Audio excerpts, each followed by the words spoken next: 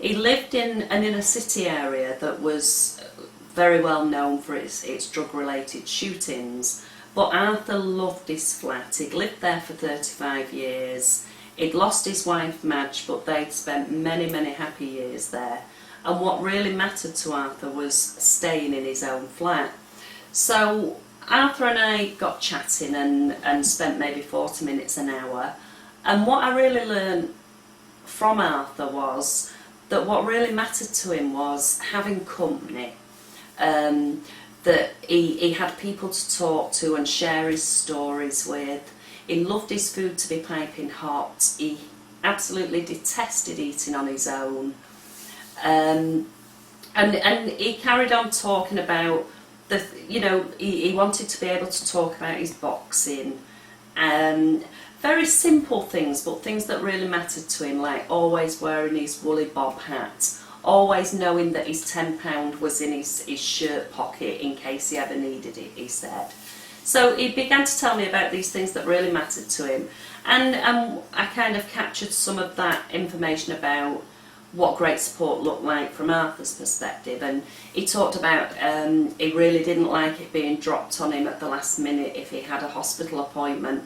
And he said that, staff would sometimes have told him a week before, but if they didn't remind him every day, then he might forget. So we kind of began to capture all this sort of really rich information about the things that mattered to Arthur, what great support looked like to Arthur, and really spent a lovely hour just having a really good conversation, I think.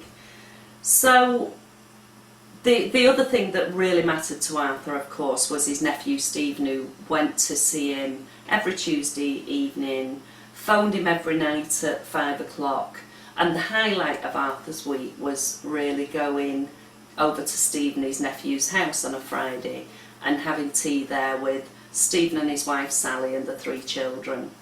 It was something that he really looked forward to all week. So I sort of pulled all that information into a one-page profile and went back to Arthur with that and checked out whether I'd captured anything and made a few changes where I'd perhaps not got things quite right. So what Arthur and I talked about was, well, given that these were the things that really mattered to him if life was to be good, and this is how he wanted the people from the home care services to support him, we needed to actually think with the services that provided the service to him and with his family about whether those things were present or not. What was actually the current reality for Arthur. So we arranged a meeting, Arthur and myself, Stephen and Sally, and some of the manager from the agency and some of the staff from the home care service. And we used the working not working tool. And that was really so effective because up front and early, going to working not working, sharing these things that really mattered to Arthur, what great support looked like, and asking, well, are these things present or not?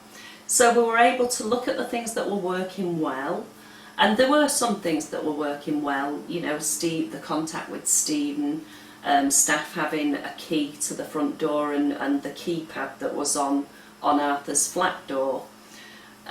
So we kind of were able to celebrate those things that were working well. But what we found was, particularly from Arthur's perspective, there were a number of things not working well. So what we knew was Arthur loved his food to be piping hot.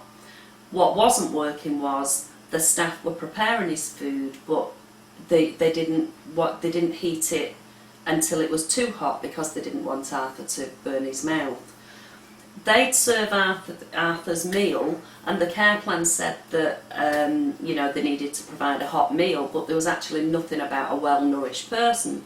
So the meal was left, and the staff would have to leave. The other thing we knew was Arthur hated eating on his own, so there he was with a warm meal, not piping hot as he liked it, on his own, and consequently he would often throw much of the meal into the backyard. He lived in a ground floor flat. He was also left a sandwich at lunchtime, and he really did not like butties, so the sandwich would often go in the backyard as well. That resulted in the flat being infested with rats. That was one of the things that was contributing to this idea that Arthur needed to go in a home. The £10 note in Arthur's top pocket, the staff would, what wasn't working for Arthur was the staff were putting it somewhere safe, but then Arthur had forgot where it was, so he'd end up on his hands and knees searching for it, then couldn't get up, then by the time he got to the phone it might be gone midnight and he was having to ring Stephen to come over and help him get up. Again, another contributing factor to Arthur not being able to cope. Another incident that had happened was that one of the staff who'd gone to the early morning call had gone over to the bed and shook Arthur to wake him up. Arthur had hit her with his walking stick, thinking it was a burglar. Arthur, you know, is such a gentleman, but his negative reputation was in danger of escalating simply because the staff weren't stopping and thinking to actually call his name and make sure that he was awake before they approached him. So the other thing, Arthur's confusion, and Arthur was going out. Being confused was an issue, was not working for Arthur. But what wasn't working for Arthur's family and the staff team was Arthur going out in the night in such a dangerous area. So we kind of were able to look clearly at everybody's perspective around what was working and not working. And then we were able to really think together about what actions could we set to change those things that weren't working to working. Some of them were really easy. It was about making sure that all of the people that were actually supporting Arthur were clear about what was written on his one-page profile, but also realising that it was about, as we have great conversation with Arthur, we can capture new things that we're learning, that continual listening and learning. And the staff were great, they really embraced that. The other thing that we could think of, so that meant that people weren't constantly telling Arthur to take his bob hat off. People weren't moving the £10 out of his pocket. Another action was that Sally, Stephen's wife, was going to actually prepare Arthur's meals and freeze them so that the care staff that were going in could take a meal out of the freezer each evening. So at the sort of tea time call at 5 o'clock, the staff didn't have to prepare the meals, so they could heat it in the microwave, and they would then have time to sit with Arthur while he ate the meal. Vitally important, because that meant that you know, Arthur was actually eating his meal and enjoying it and enjoying company.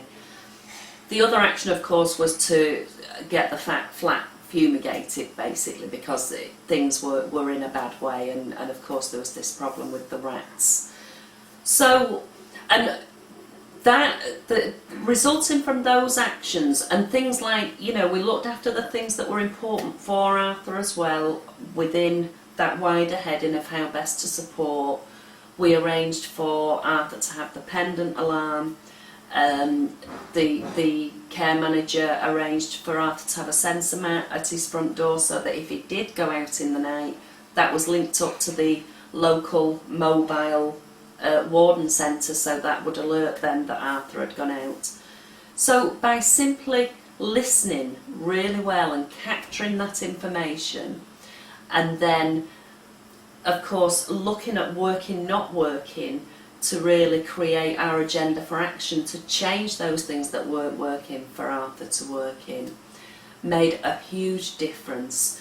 And as a result of that, 2 months later, I was sat chatting with Arthur, and he just looked at me and said, "Do you know, it's tons better now. They sit and have a cup of tea with me while I eat my meal, and I even get something warm at lunchtime. It's made a huge difference in my life." And I'll never forget the